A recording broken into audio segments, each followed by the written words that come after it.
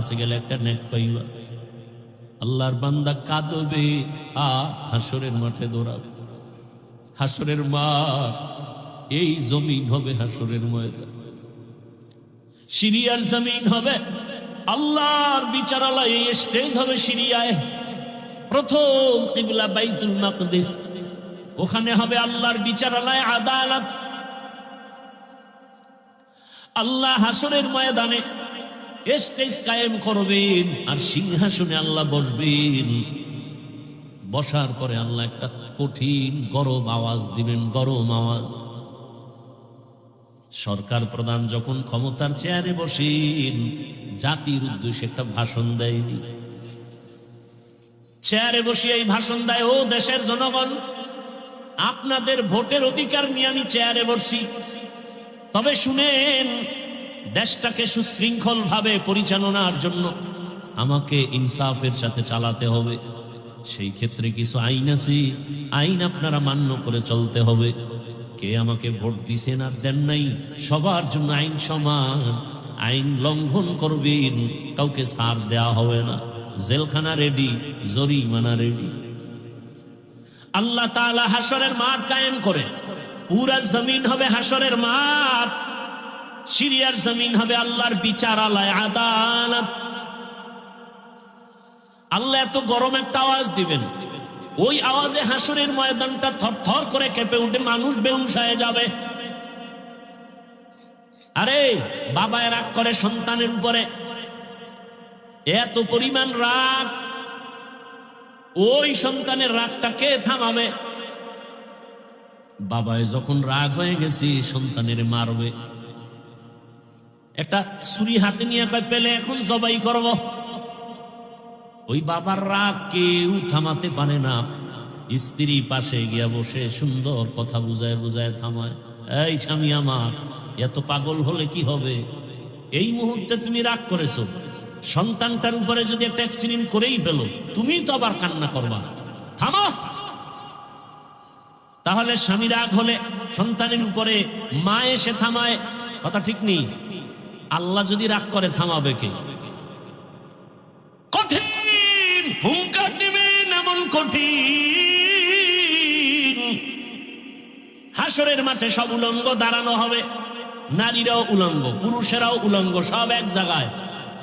আম্মা জান আয়েশা রাদিয়াল্লাহু আনহা বলেন, ও রহমতের নবী, লজ্জা লাগবে না? কেউ কারো দিকে তাকালে তো লজ্জা পাবে। রহমতের নবী চোখের পানি ছেড়ে বলেন, ও আয়েশা, হাসরের মাঠ এমন কঠিন, এমন কঠিন হবে, কেউ কারো দিকে তাকানোর হুঁশ থাকবে না।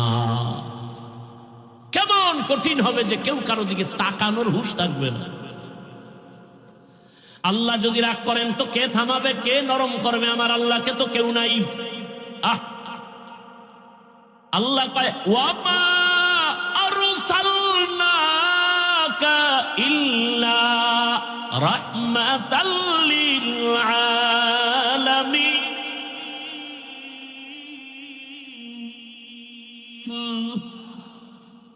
আমি তো একজন রহমতের মানুষ বানায় রাখছি, যে শুধু দুনিয়ার রহমত না, এমন এক ব্যক্তি যে আখিরাতের মাঠেও রহমত। আল্লাহ বলবেন, হাসরের মাঠ এখন প্রস্তুত, মানুষগুলো সব মাটির নিচে।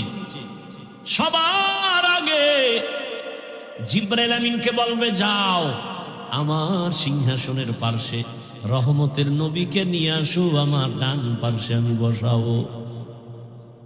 জমিন সমান, মক্কা কই, মদিনা কই, গম্বুজ কই, মিনারা কই, কিচ্ছু নাই, সমান পুরা দুনিয়া। ফেরেশতাকে আল্লাহ, নবী কই?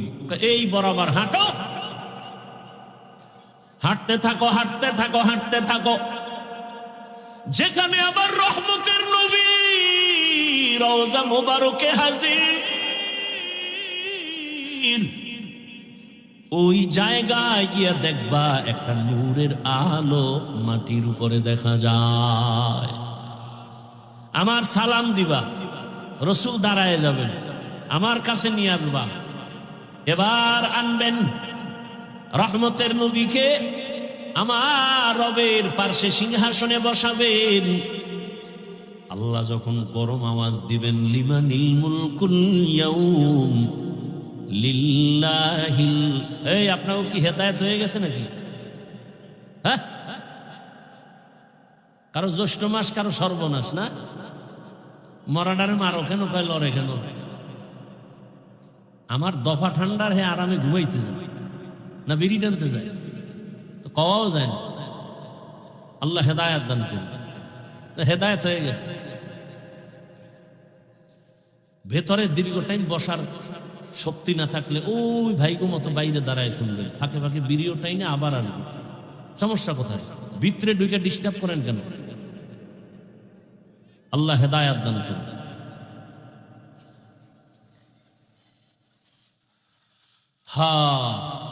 রহমতের নবী আল্লাহর পার্শ্বে থাকবেন, সিংহাসনের পার্শ্বে।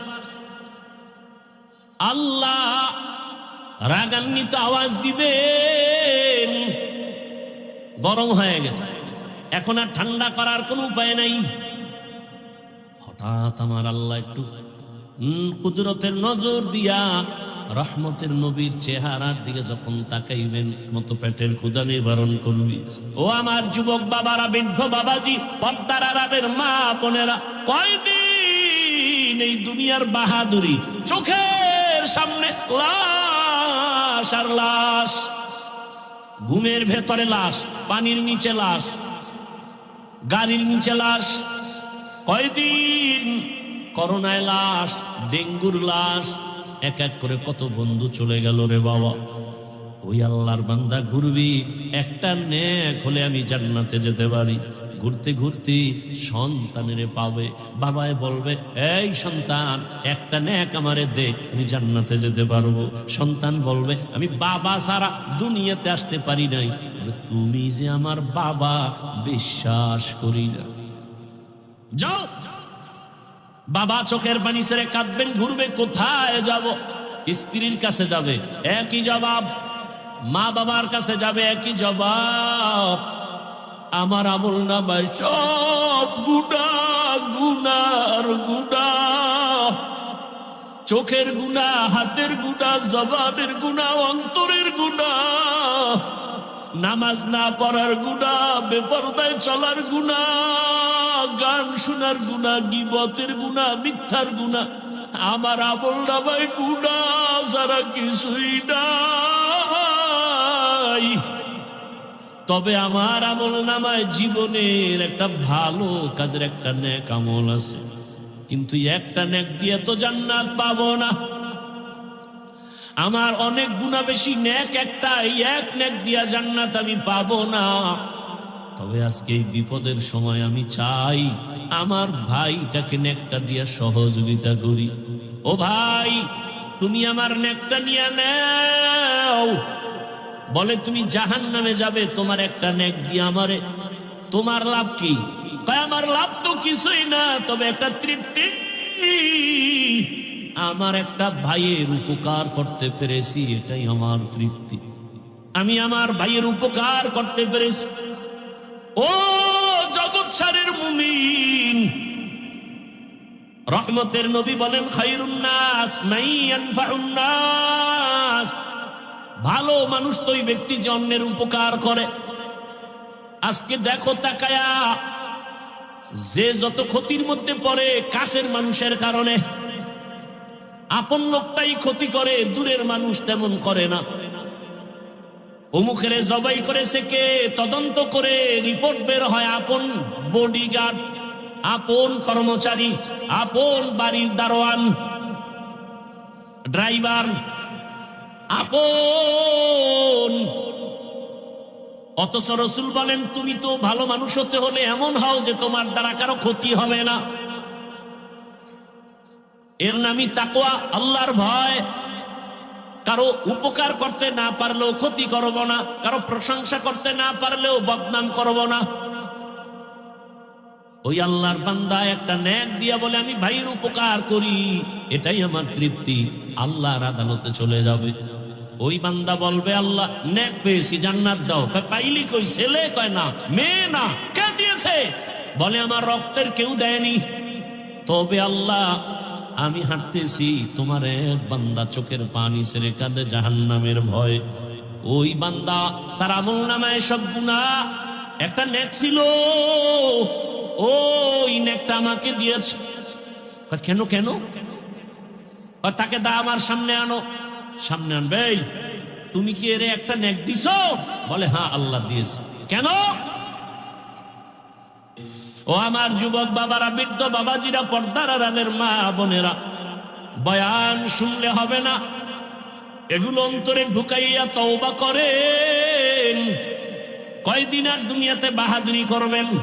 ও যুবক বাবারা, আমি যে এতক্ষণ বয়ান করলাম, একবারও কিন্তু বলি নাই আমার মতো বড় হুজুর হও, স্কুল ছেড়ে মাদ্রাসায় যাও বলি নাই, তাবলিগে না গেলে জাহান্নামে যাবে, পীরের কাছে না গেলে জাহান্নামে যাবে বলি নাই।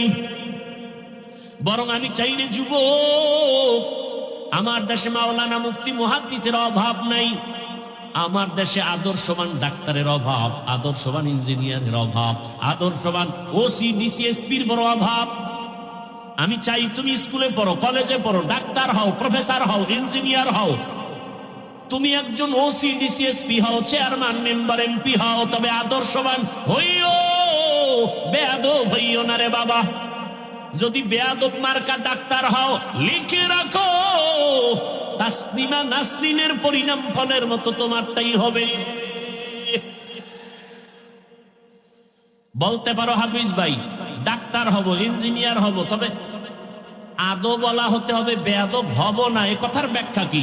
ভালো করে মনে রাখো যুবক, লিখে রাখো, 3 জায়গায় বেয়াদবি করবা না, লিখে রাখো কসম আল্লাহর, করলেই মরার আগে তোমার ধ্বংস শুরু। কয় জায়গায়? 3 জায়গায় বেয়াদবি করবা না। 1 নাম্বার হলো মা বাবা। মা বাবার সাথে যদি বেয়াদবি করো, আর মা বাবা যদি কষ্ট পেয়ে নিঃশ্বাস ফেলে বলে আহ, তোমার ধ্বংস শুরু। 2 নাম্বার জায়গা শিক্ষক। তোমার ওস্তাদ আমার ওস্তাদ, আমার মা বাবা দোয়া করেছেন, এ কারণে বিবারিয়ার ময়দানে চেয়ারে বয়ান করি,